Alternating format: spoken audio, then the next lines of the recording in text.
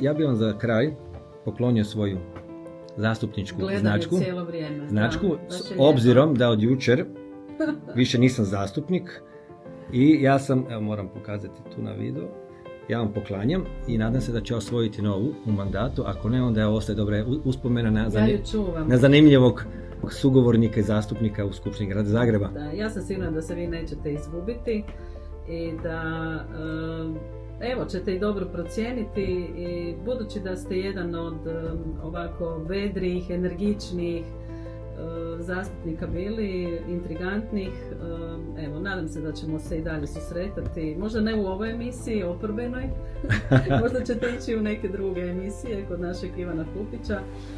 Dejane Kljajiću, hvala vam lijepa za danas. Hvala vama, vašim slušateljicama, slušateljima i hvala na pozivu, na ovom uvodnom razgovoru i vidimo se nekom drugom prilikom. Vidimo se slušateljice i slušatelji, hvala i vama na strpljenju i ostanite uz Radio Sljeme.